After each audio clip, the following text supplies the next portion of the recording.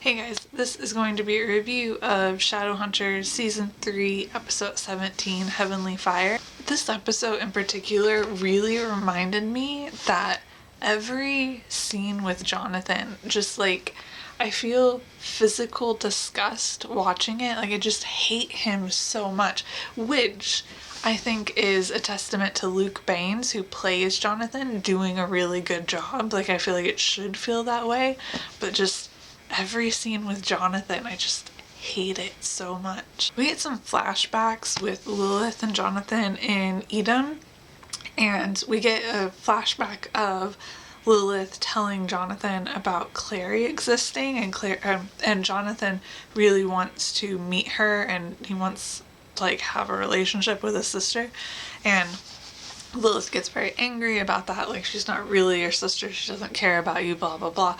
But I just, watching that scene really made me think that Lilith is kind of really bad at manipulation, I feel like. Like, I know she successfully manipulated Cain in the last episode, but I feel like that's more of a testament to how easily manipulated Cain is than Lilith actually being that good at it. Because I just don't know from everything in the show if I feel like she is particularly good at manipulating people, except for like using her powers to control them and things. I don't know. So Izzy has figured out that a bunch of downworlders were transferred from the guard to a like secret project called Heavenly Fire.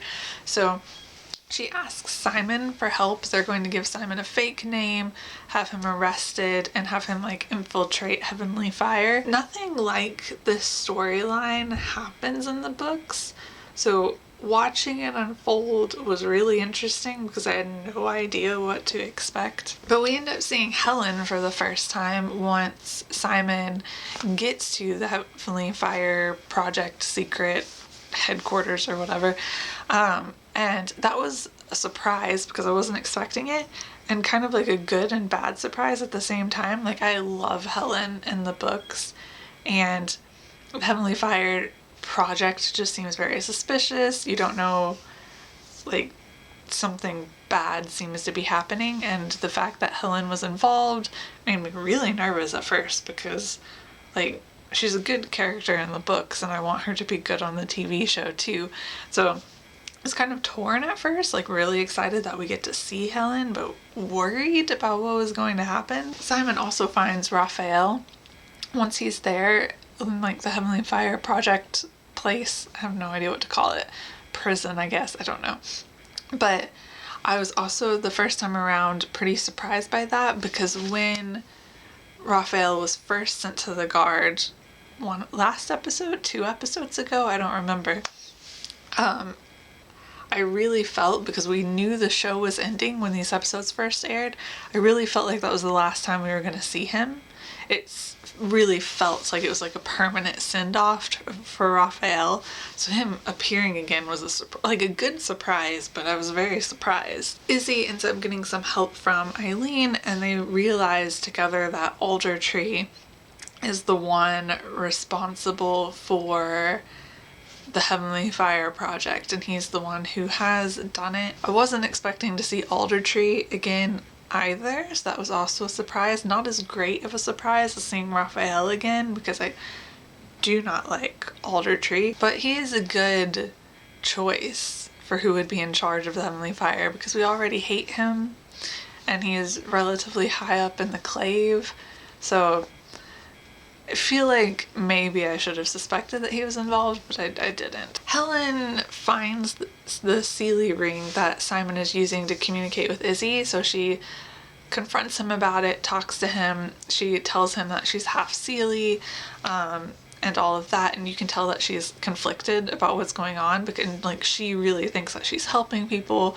and she's kind of out of the loop. She doesn't fully understand everything that's happening, which was a relief, because like I said, I was worried about her being a terrible person or something. But they wind up finding out that Alder Tree mainly is trying to cure downworlders and like make them mundane, like against their will and things. So that's like a huge twist, because this is, like I said before, nothing about the Project Heavenly Fire, like Heavenly Fire is a thing in the books, but it's very different. It doesn't play out how the show plays out at all. So all of this was entirely new and very unexpected. So that's not what I was expecting to happen.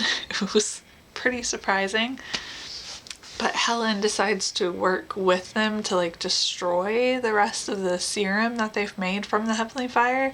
And so it was great getting to see Helen like help with that and join the show. Izzy invites Aldertree to dinner for them to talk so that she and Eileen can get some information.